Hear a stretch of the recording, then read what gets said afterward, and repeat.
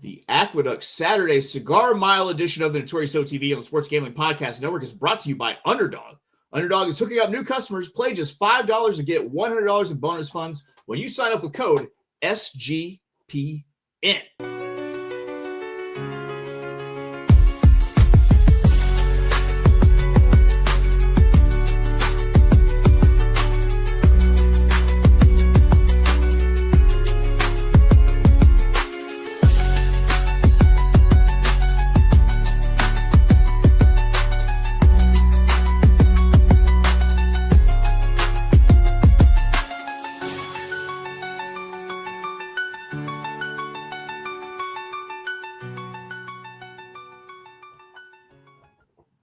Welcome, everybody, to the Notorious OTV, brought to you by the Sports Gambling Podcast Network. And, folks, as always, it's all good, baby. It was all a dream.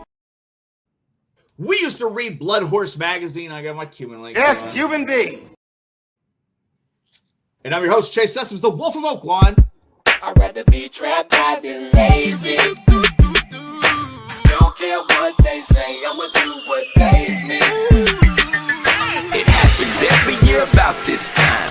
Weaklings act like they lost their mind.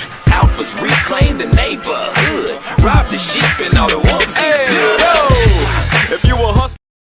Yes. Welcome to the show. Joining me as always, you might know him as the Michelangelo of the crime, Michael Jordan. He is your favorite camper's favorite camper, ladies and gentlemen, Barry the Sniper Spear.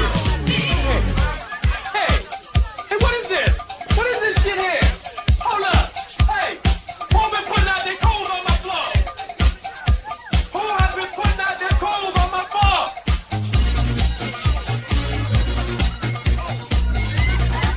Hey. Have you people ever heard of posters?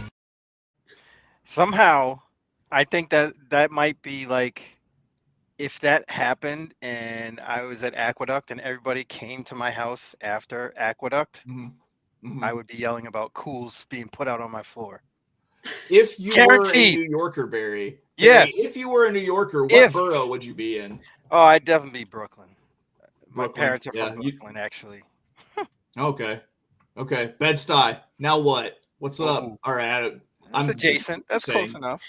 I'm just saying things with words I don't understand from New York. All right, but Barry, we've cleaned up over here because it seems like we've entertained people a lot for a streak there, and then we haven't been entertaining lately. But we got someone joining us today, ladies and gentlemen. You might know her from her work with Naira Betts, Miss Kaylie Shapiro. You know what? I'm the biggest star here, man. That's the way it is. That's the way it is. Thank you for having me for such a special week. So excited to be here. Yeah, it's going to be a pretty good card at Aqueduct this weekend. Real quick, we're going to recap yesterday, which is maybe don't worry about yesterday. That's a whole lot of. So maybe don't worry about it. A whole lot of amnesia going on. Yeah, it's just goldfish mentality. We'll just forget that and move on to the next one. It's like Charles Barkley. All the great ones have short memories. Kaylee, you're a local. Are folks at the track getting pretty fired up for the Cigar Mile day? I'm not there today, but I'm definitely, feeling the energy from afar, from 40 minutes away. It's pretty crazy. This is the last Cigar Mile at Aqueduct, and, it's a really special weekend. And I've been going to this race since I was like 4 or 5 years old. And my dad went to this race since he was a little boy as well with my grandfather. So definitely a really special weekend here, and, couldn't be more excited. I want to just point out that you mentioned Marty before I did this time. So I was going to hold off. All right. Well, guys, it's Thursday, and on Thursdays, we peer into our magic ball and take a peek into the future with our $100 budget bets. And today we'll be looking at Kaylee's stomping grounds for Aqueduct Saturday card that features the Cigar Mile. We've dug through this card from the rooter to the tutor to provide you our very best plays for a $100 budget. If you're not familiar, we can play any race. We can use any wager type with some exceptions. Whatever makes that cash money. Let's get some past performances pulled up. Sure. We are talking Aqueduct this Saturday, the 6th of December, year of our Lord 2025. Post time for this card is going to be 11:20 a.m. Eastern, 10:20 a.m. God's time, and still during Saturday morning cartoons, 9:20 a.m. Pacific time, out on the Pacific coast. Pee-wee's playing come on at 11. Yeah. My I just remember being scared of Pee Wee's Playhouse. There's a lot going on there. Yeah, he was yelling, and there's a lot of guests, a lot of people in the house. I can understand that. A lot of things that looked like they could eat you as well. Yeah, pterodactyl. Yeah. Stuff. All right. Well, Barry, you're kicking us off today. It's a hell of a kick. That is race 2. We're talking 8 furlongs, $85,000 maiden special weight on the dirt, which all these races today will be. Barry, what's your first play in race 2? Yeah, I thought this was a really kind of straightforward race. I like the horse here, and I'm gonna put $20 to win on number 1, Double Act. This horse, first time out ran pretty decent, then came out, stretched out to a mile, the 1-turn mile, and ran a lot better. If you watch that race on November 2nd, this horse was kind of wide the whole way, almost kind of took the lead at the top of the stretch and kind of faded a little bit, but they were well clear of the next horse. There was only 6 in the race, but the 3 top finishers were all really well clear of everybody else. I just think getting a better post position this time is really what's going to make all the difference. I think this horse has enough speed to be close up. They're taking the blinkers off, so I think this horse will be a little bit more handy, if you will, for Junior Alvarado. And I think there's enough speed with the 3 in here and a couple others that might go that this horse will sit a great trip. So we're going with number 1, Double Act, to kick it off. There we go. He's going all in on Double Act. He liked it so much he hit it 2 times, I guess. Bang! I don't know if that bang, he says. All right, real quick, just got to remind you folks, it's the last week of our merch holiday sale. So it's your last chance to get a favorite capper shirt at 25% off. That and everything else is 25% off until the end of the week. Promo code HOLIDAY. Okay, Kaylee, you are kicking us off in race 2 as well, but you are taking it horizontally. What are you doing for your daily double here? I'm going to single the 1 as well in race 2. I'm going to start off with the daily double, just single to the 1 in the first leg in race 2. I really like this horse too for Bill Mott. Third start for Mott is, a really great angle in itself, but this horse as an individual, like Barry said, really took a step up, stretching out to a mile for the first time, which you love to see. And I think the blinkers coming off, will probably help this horse be able to pass horses and see what's going on around him a little bit more. But I really do like, third time out for Bill Mott, that angle. And I thought 7-2 was a pretty good price as well. So I'm going to start off with this one. I feel like something I know about you, Kaylee, is that you are the female equivalent of a William Mott fanboy, which I'm completely fine with. I at times am a Bill Mott fanboy as well. I don't know. I feel like you pick a lot of Bill Mott horses. That's not a knock, of course, or any sort of criticism. It's just, hey, you're a big Bill Mott person. I do. I love Bill Mott. He's like my favorite trainer, but this horse, and as I've handicapped him over time, you learn when his horses are going to fire and when they're not. And I think this is one of those ones that is going to just look at the progression, stretching out, and then third time. And Bill Mott takes his time with these 2-year-olds. So I think, this one is one that probably has a lot of expectations, but just needs a couple races, as do a lot of his 2-year-olds. So yeah, but I am like a Bill Mott fangirl, I will say. I'd say I have very few birthdays saved on my phone calendar. One of them is Bill Mott's, though, because I always want to know when his birthday is during Saratoga. I love it. I don't even know that. So maybe you're a bigger fan than me.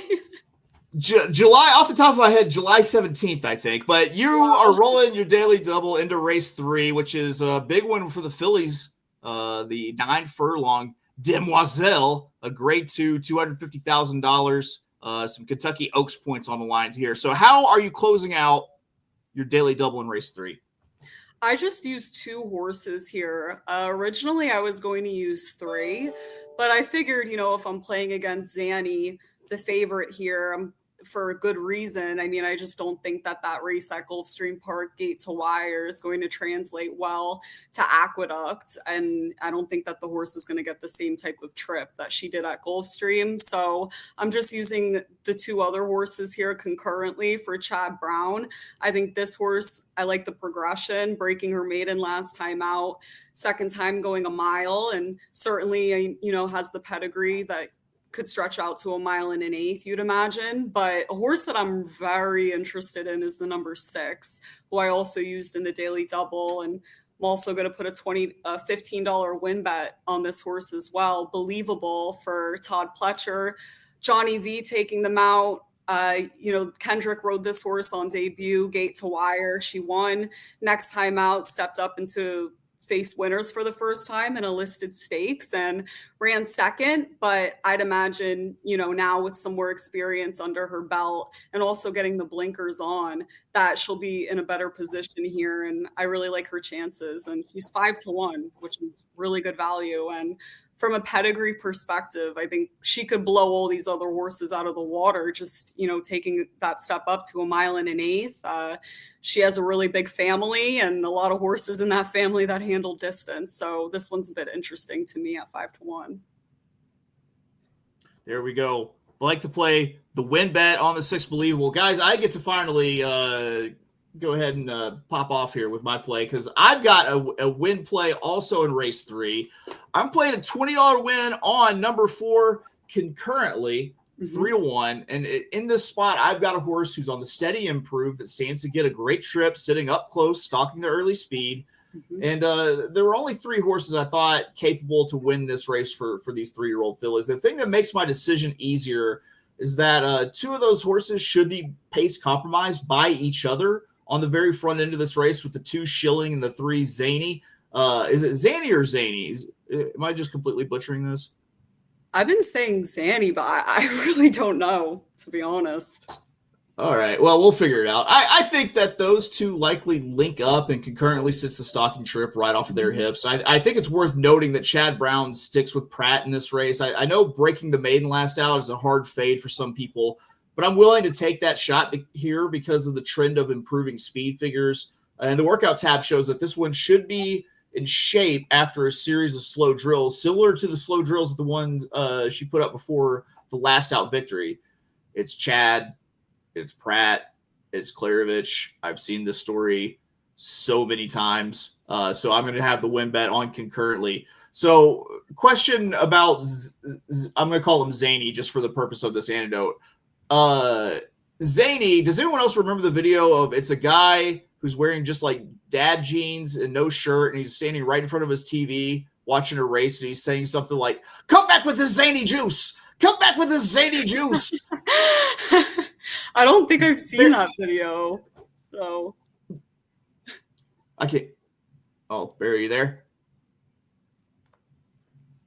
Oh, we lost Barry there for a second. If anyone would know who that was or what that video was, it 100% would be Barry. So we'll wait for him to plug back in. In fact, we won't wait very long for him to plug back in because he's back with race number 4 here. We got 6 furlongs, $88,000 non-winners, a 1-something allowance. Not here to read your fucking conditions. Claiming or allowance on the dirt here. What are you doing for race 6? I know you got a little horizontal play picked out for us. Oh, did we lose Barry, or is he back? Every time you speak, it goes back to the mute sign.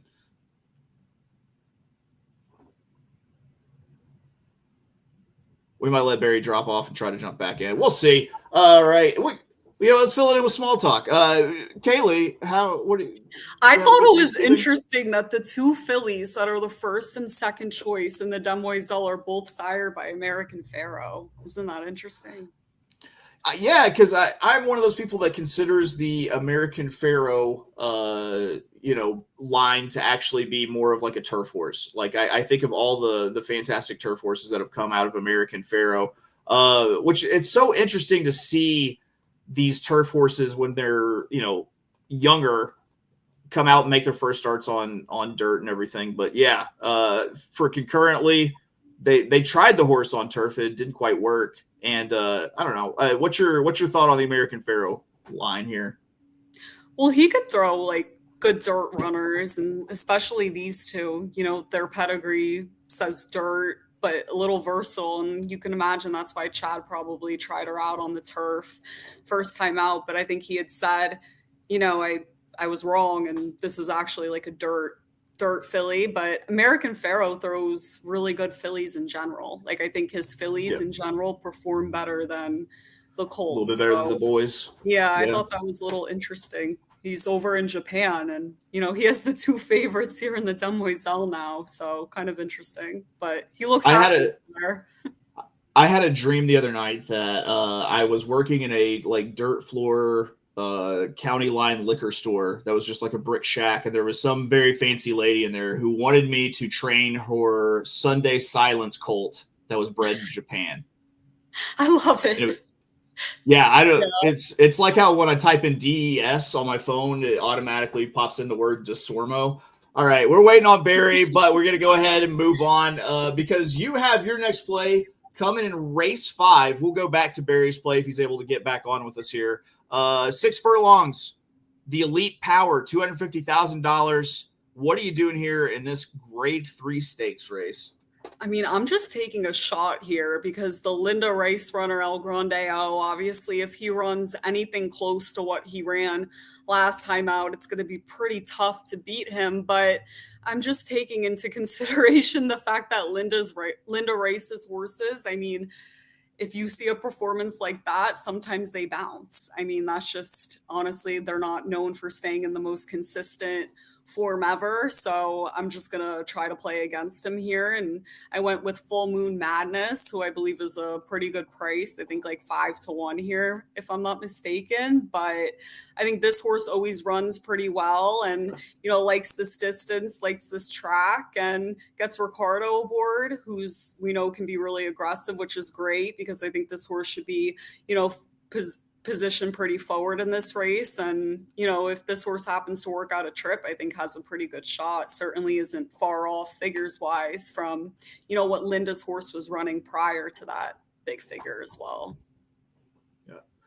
Well, Kaylee, I'm in this race as well. And I got to say, someone break out the corgi puppies dressed like sailors because I'm getting cute in this spot. I've got a boldly structured trifecta put together that allows me to up the base in this spot and try to bang this trifecta for the $10 base. It's a $10 try, 4-1 with 3-5. And I'm keying 2 horses, 1 in first and 1 in second. And it's the horse I'm keying in second that makes this trifecta playable at the bigger base. I'm keying the number 1, El Grandeo, as you mentioned, the chalk in second. This horse is somewhat pace compromised by the early speed that I'm keying in first. And in first, I'm keying the second choice, the number 4, Just Beat the Odds at 3-1. The second choice, Just Beat the Odds, should be the controlling speed here in a circuit that's known worldwide for its passive jockey colony. I think that Just Beat the Odds runs them off their feet early. If Just Beat the Odds can run back to the 2-back figure where he had a similar type setup, then it looks promising.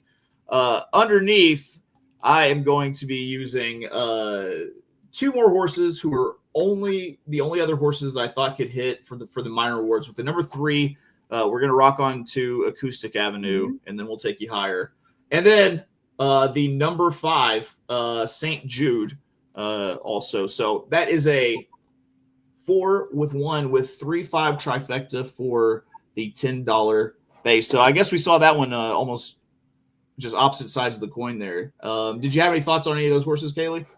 I mean, this race is tough. Like, honestly, if I'm just taking a shot with Full Moon Madness because I really like that horse, and that horse can sit a variety of trips as well. Has won in gate to wire fashion, can come from off the pace. So I just thought maybe Full Moon Madness has a couple of options, whereas couple of other horses were compromised here, but this is a tough field. Yeah, I'm excited. I mean, Elite Power was one of my favorite horses. First year, you know, Elite Power Stakes, pretty cool. So, yeah, it's a tough field. I mean, if someone went all here, I wouldn't blame them. You know, the old Allberger, turn it into a pick 4 into a pick 3 if you want to. You know, yeah, right, real cool. Real quick, got to remind you guys, Kaylee, plug your ears here, guys. Our friends at First Bet, that's number one, stbet.com. We got a deal with them. Get a $250 sign-up bonus with code NOTB250.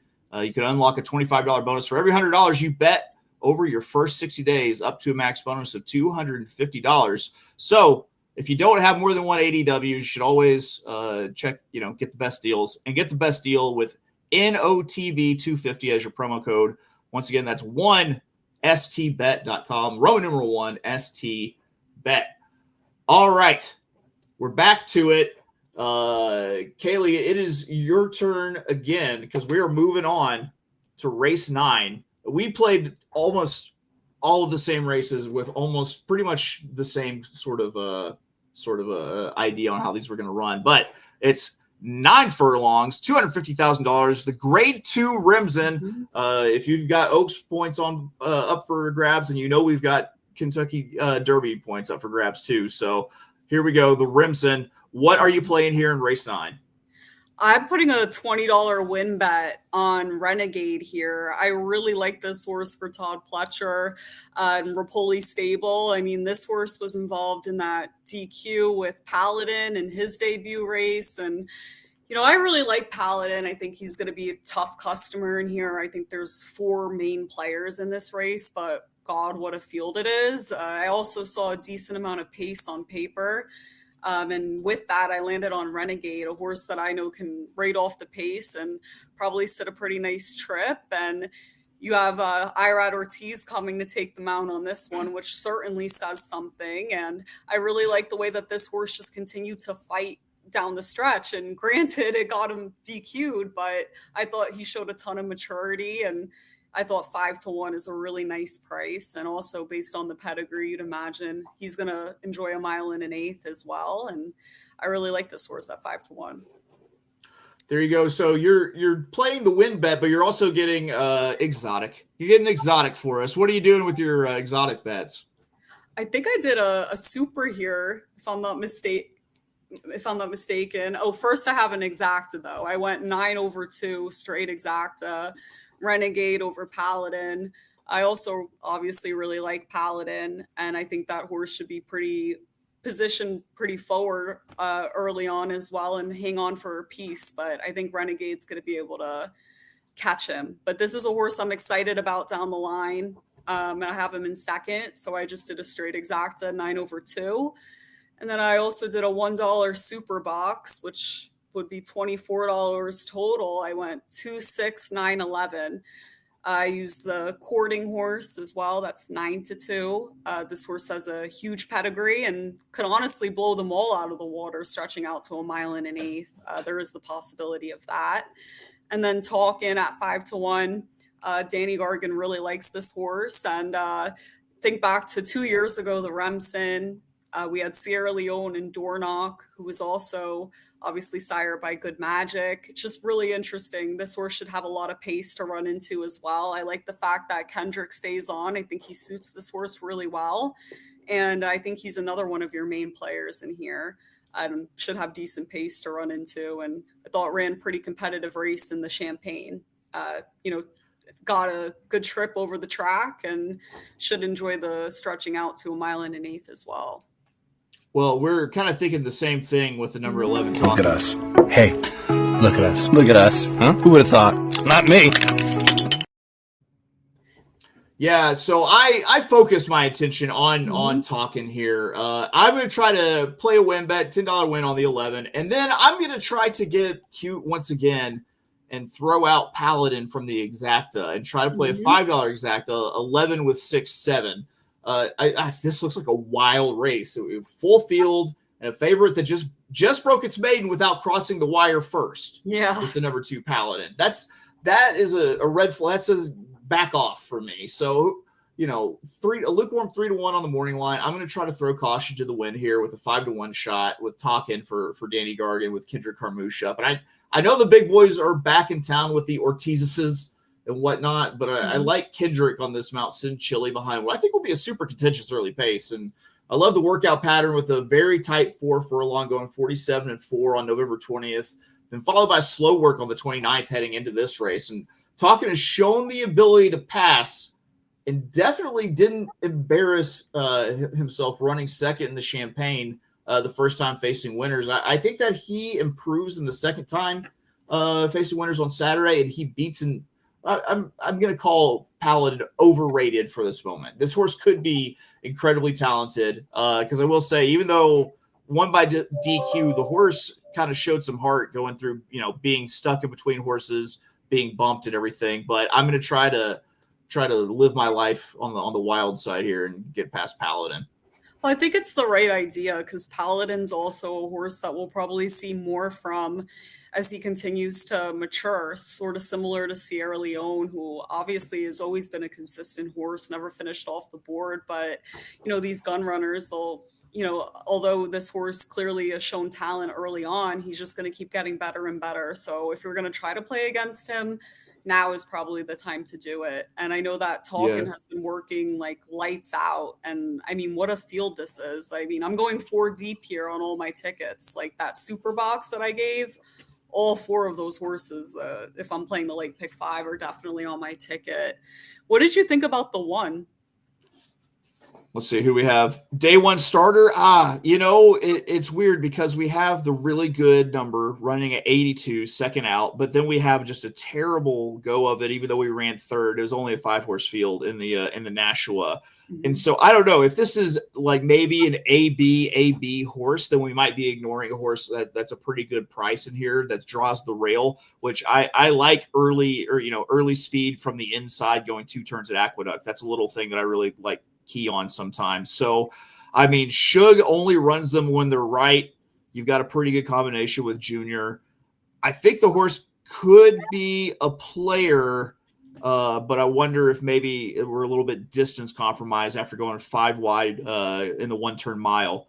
Who knows? It could be that this horse just needs 2 turns to come alive. What did you think? I think maybe the horse could need 2 turns to come alive. And I mean, the bullet work 2 back on November 21st after the Nashua definitely sticks out. I mean, I think that's Shug kind of signaling to us that he might have a live runner in here. And also that the lights probably went on in this horse. I think he worked in company with Shug's horse that's in the Cigar Mile. And certainly, I mean, put in a bullet. That's not nothing for Shug. And pedigree, I'd imagine second time going long could improve. And I pulled a really interesting stat because Junior's riding both the Shug's horses and the Remsen and the Cigar Mile. And he doesn't ride for him all the time. So I was just curious about their success in graded stakes races. They're 4 for 12, Junior and Shug, 33%. And Shug's regular win percentage is 16. So I just thought that was a little bit interesting. He's not in my top 4, but a horse that I might play around with in some other supers and see what we get from him on Saturday. If it goes to the gate at double-digit odds, I think it's definitely warrants maybe throwing a little win bet on it. It doesn't have to be anything huge because you're going to get the return if you're right. But I agree, and I really wasn't even considering this horse, and you might have actually talked me into a little something for that one. He's a little interesting, and should be able to save ground as well. Yeah. That's a big thing. I like to see horses forwardly placed on the inside on that rail going 2 turns. So we'll just say my spidey senses are tingling at this point. All right, we are rolling it into the big race of the day, 8 furlongs, $500,000. It's a grade 2. It's the Cigar Mile Handicap. Us cool kids just call it the Cigar Mile or the Cigar. No big deal. All right, I've got to play here in race 10. You've got to play here in race 10. You know what? I'll lead it off here because I'm going ice cold. I'm being cooler than cool and going ice cold here with a $20 exacta, 7 with 6. I think that David Aragona has this one pretty well pegged as far as the morning line for this race goes, and I'm going to keep it simple here and take the second choice over the first choice and up the base to $20. I'm putting number 7 Bishop's Bay on top, who should be sitting the wide stocking trip and have first run at the favorite. Number 6 Phileas Fogg and the number 2 Mika both pressing for the early lead. I think that pace compromises Phileas Fogg, but he likely hangs on for second after Bishop's Bay runs them down. And Mika, I think, is the horse most likely to fade out of the picture. So I'm going ice cold with a $20 exacta, 7 with the 6. Did you think that this was sort of an either or kind of race like I did? I landed on Doc Sullivan here. I mean, he's hanging there at 5-1 on the morning line, which that's a really good price on this horse. And he put in a pretty big performance last time out at Aqueduct, got a 96. And John Ortiz is a trainer that I really believe in, and I've seen him get horses and move them up and really figure them out. And I think that he's done a really good job with this horse, figuring this horse out. I mean, just the second start in his barn, the horse hits the board in the Forgo in a grade 1 against Open Company. And if you look at anything he had done prior to that, it was, he's never been against that level of class and hit the board in that way. And then did the same thing in the Vosburg. And then now John Ortiz is wheeling him off 2 weeks of rest here, which is really an aggressive move. And I thought that was really interesting. And I also pulled a stat for John Ortiz. His regular win percentage is 14%. And then in horses coming back in any stakes race off 2 to 3 weeks rest, he's 21%, 5 for 24, 50% in the money. So I think this is a move that he's had success with, and it's interesting the horse is doing so well and he wheels him back here. So I'm going to roll with him. Hope he gets the job done. But definitely the 6 and the 7 are tough to get around. Can I hold on? My daughter would be upset with me if I didn't go 6, 7 for that. Yeah. So I like Doc Sullivan. I thought sometimes I get just too caught up in figures. Sometimes I think with Bishop's Bay and everything, because I'm looking at that 103 that the horse ran in the mud, and I'm thinking, can we run back to that over a fast track? With Phileas Fogg, I mean, that horse has some legit speed. For me to have a chance here, I need someone to try kind of jump on that grenade and maybe running the horse back to second. And I think it's Mika. I do think it's Mika that probably goes here. So hopefully I can go ahead and get the ice cold exacta there. And real quick, got to get a word in once again from our friends at First Bet. Don't forget, we've got a $250 sign up bonus. Number 1 stbet.com. Use promo code NOTB250. Get yourself a $250 sign up bonus. All right, that's enough shilling. Enough shilling for right now. We are on to the part of the show where we have held back and saved our most juicy morsels to get you out of the door with a little bit of profit in your pocket. That's right. It is time for bailout bets. I'm leaving here with something. You know what I mean? I'm from around the way. I'm leaving with something. So we're going to try to leave with something here. By the way, I got an update on Barry. Barry, StreamYard, crashed his computer. So Barry's not going to be back, but don't worry. I got his place for later. So race 11, 7 furlongs, $500,000. New York bred, New York Stallion Series. I'm playing a $20 win on the number 7, Spirit of New York at 7-2. And I'm hoping that some nondescript kind of trainer here with Adam Rice keeps this price of this one fair, even though we got the IRAD on the mountain, might have to pay that IRAD tax. I like the smooth energy distribution of this horse who has a chance to plod his way to victory over in a race that's got a very fast pace here. So Spirit of New York likely have to deal with the traffic, a fast horse on the front, but I like the plodding style to pick up some pieces late. On to you. What are you doing here, Kaylee? I didn't have a bet in this last race, but I will pick just someone to put $5 on that, just kind of stuck out to me. It's the Pletcher and Johnny V horse that regressed, stretching out to a mile, now cutting back to 7, where he broke his maiden. And I think this one's interesting. I mean, 10-1. I didn't even realize that was the price. I'd imagine, hopefully you can get something close to it, but I think you'll see something, a little bit of progression, off that maiden breaking figure of a 62, going the same distance here again. That's probably better suited and gets blinkers on. So this one's a little interesting, 10-1.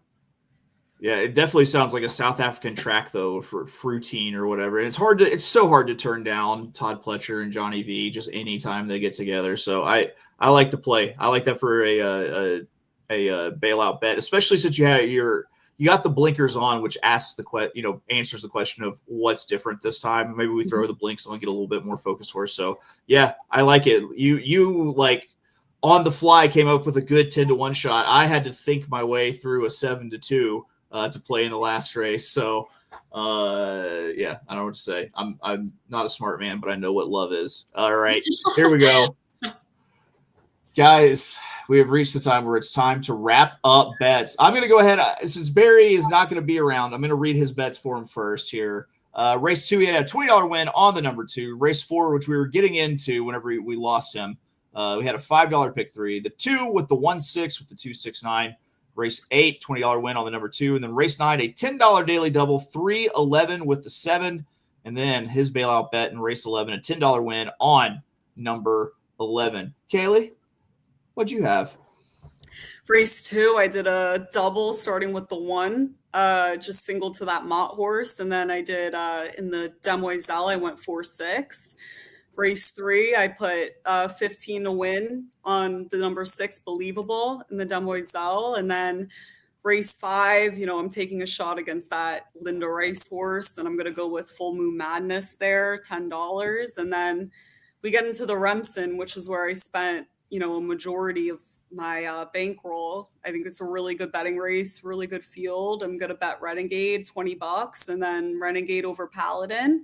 And then I box those two with Courting and Talkin as well and put them all in a super box. And then Cigar Mile, I'm rolling with Doc Sullivan. Hopefully he can get the job done. And then I went 1-3-7 there. I'm playing against Phileas Fogg. I don't like the fact that they took Kendrick off. I thought he suited the horse really well, and they're changing up the equipment, and I just don't really like it. So I'm going to go 1-3-7 there. I think Pentathlon for Shug is interesting in the Cigar Mile. So got to put those 3 in a try box. Well, there we go. Here are my bets, wrapping it up. $100 budget.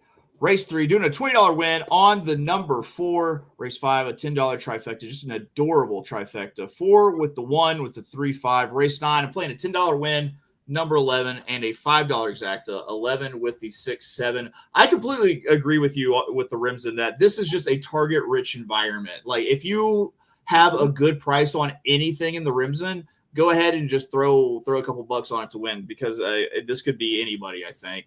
All right, race 10, $20 exacta, ice cold, 7 with the 6. That's I can't remember the horse's name over Phileas Fogg. Bishop's Bay. There. Bishop's Bay. That's right. All right, and then race 11, $20 win on number 7. I'm doing that thing that I shouldn't do, which is watch a race while this is going on, because I have a live pick 5. All right, and that pick 5 is now losing right in front of me. Anywho. Oh, no. We'll cash out on the Remsen on Saturday. It's okay. Yeah, absolutely. Now, so what, we got anything big coming up that you want to make the folks aware of?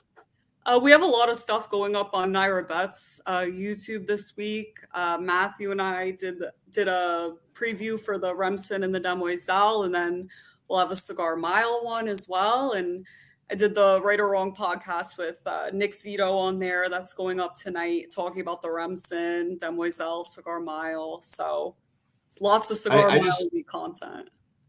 I just want to say for the record that Nick Zito show is awesome. That's really cool. I really enjoy that one.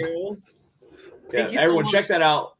Yeah, make sure you're checking out the great stuff that Kaylee and Matthew are doing over on Naira Bets. Check out what we're doing all the time. All right. That's it for us. We've done everything. Like we've covered so many races. What more do you want from us? We'll be back tomorrow, 9 a.m. Eastern, 8 a.m. God's time. We've got best bets that we put on our mamas. Can I make my phone call? Do I have rights? Can I make my phone call? Who are you gonna call? Huh? Who are you gonna call? Your mama. So we'll get that tomorrow. Thank you for joining. It was a fantastic time. I appreciate you being my safety blanket after my typical safety blanket. Barry dropped off, but he sends his love. They just StreamYard crashed his computer. So, All right, that's going to do it for us here at the Notorious OTB, brought to you by the Sports Gambling Podcast Network. We will see you tomorrow. Bye-bye. Thank you. I was steep raised.